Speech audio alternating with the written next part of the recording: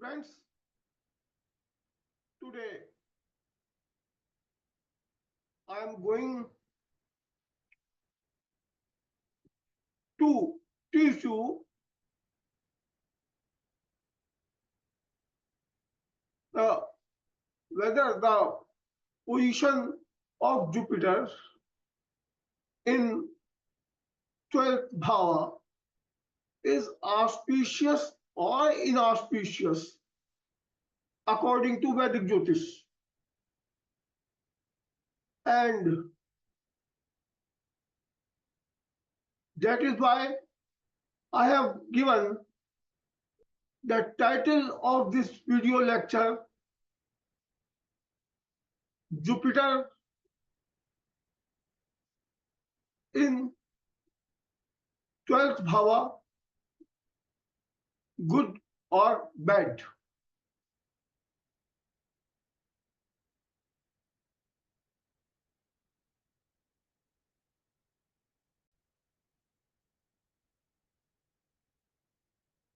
Basically,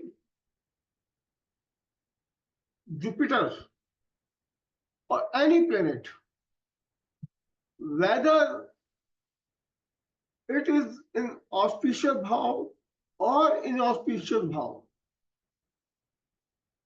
give both the result. In auspicious bhav, good result will be more than inauspicious result, and in inauspicious bhava, the bad result will be more than the auspicious results. It is a duty of an astrologer to predict bad in good results and good in bad results. It is not impossible task to do that for an matured astrologer.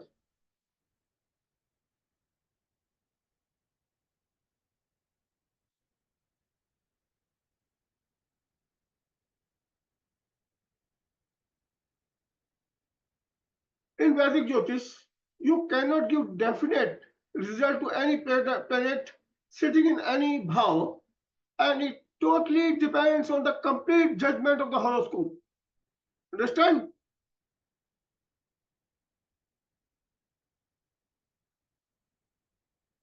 In Vedic Jyotish, every planet is considered to give the result on three levels. And what are those three levels? First is materialistic level, second is mental level, and third is spiritual level. Analyzing the horoscope on materialistic level, if you find Jupiter in a malefic position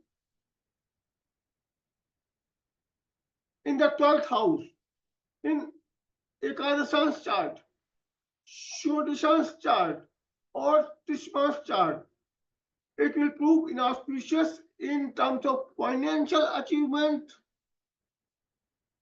acquisition of valuable property and vehicles, or good health of the native. But from this position, it will aspect. I am just talking about the Chali Chakra,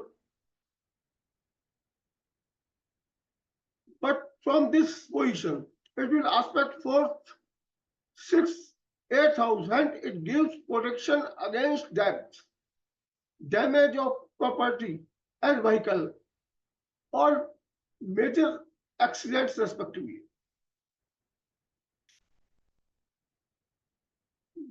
These three charts, Ekadashansh, Shodeshansh, and Trishmansh, these three charts gives the result on materialistic basis because Ekadashan's chart is for financial gains, Shodeshan's chart is for the judgment of luxuries and attainment of vehicles, and finally Trishman's chart is for you can say adverse health and accident, etc. They all belong to the materialistic world.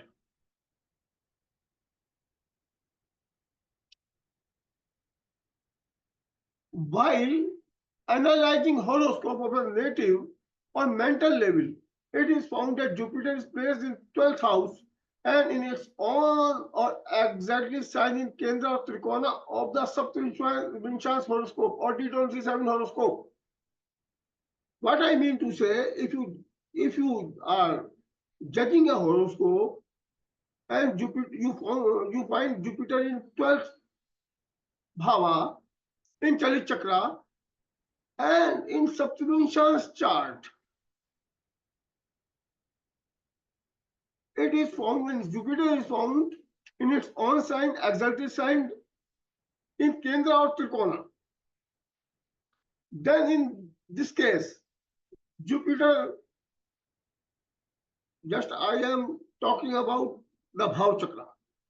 Then in this case, Jupiter aspects the fourth, sixth, and eighth houses in the main horoscope or main Chalit Chakra.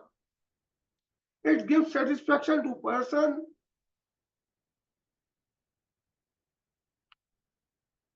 strength to combat his inner enemies like Kama.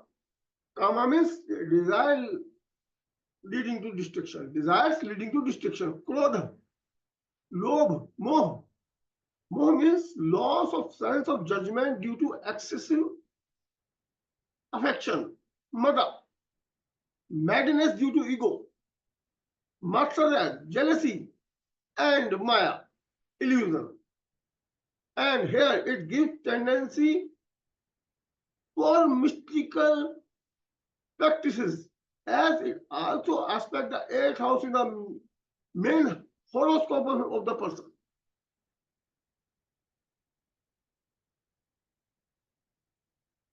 So the D27 chart is for Barabal, means it reflects the strength and weakness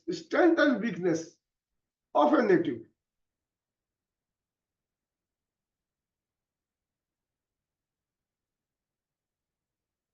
While analyzing horoscope of a native on spiritual level, if it is found in a horoscope that a Jupiter is placed in 12th house and in its own or exalted sign in Kendra of Trikona in Vinshan's chart. Now I am just say, suppose you are going to judge a horoscope of a person, the Jupiter, you found the Jupiter in 12th bhava. Then in D20 chart or D5 chart, if you find Jupiter in a good position like exalted sign in Kendra or Trikona, and in main chart is in 12th house, main thing is this, in 12th bhava or Mokshisthana or the house of freedom. And from here, in the main Chalit chart, it aspects the fourth, sixth, eighth houses or bhavas. I would like to say bhavas. Then it will indicate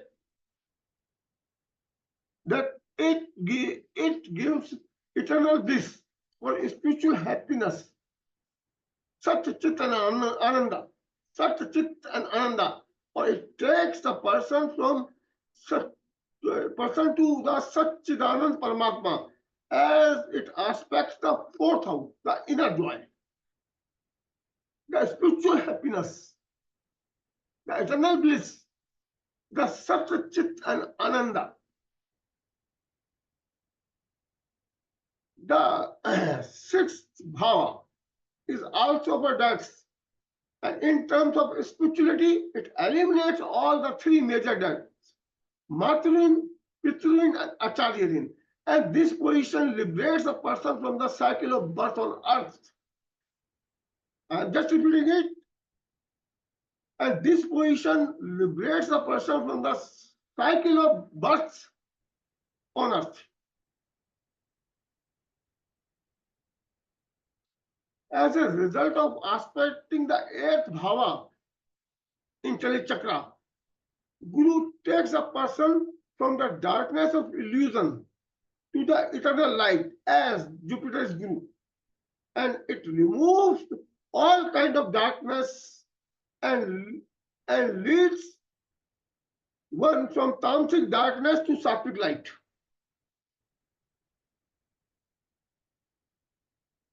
If Jupiter is strong in 12th bhava in the horoscope as described in previous paragraphs, or rather the previous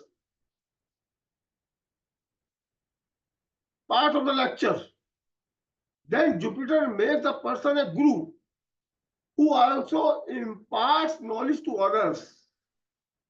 What I mean to say, Jupiter in 12th bhava makes one a guru.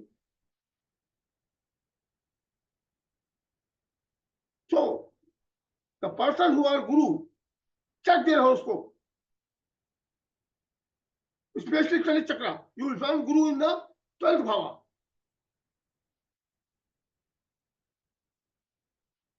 But if Rashi chart is found too strong and by giving results, then you can take the position of guru in the 12th house in Rashi Chakra also. Jupiter in first, second, 8th, 10th, 12th house in any horoscope makes one a guru. Take a note of this. Take a note of this.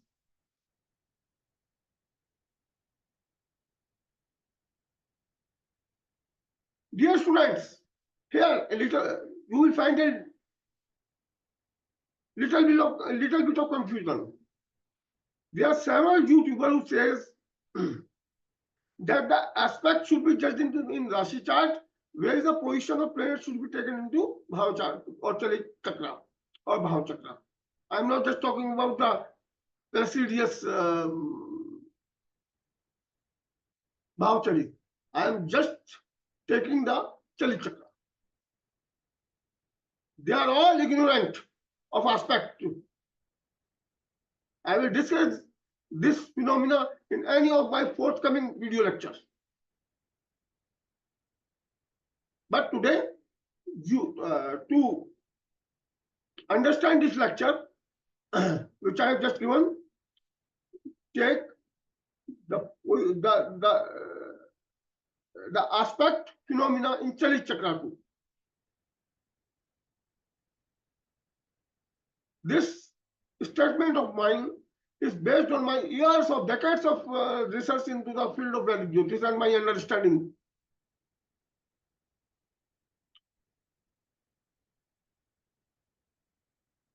Why I have taken numerous charts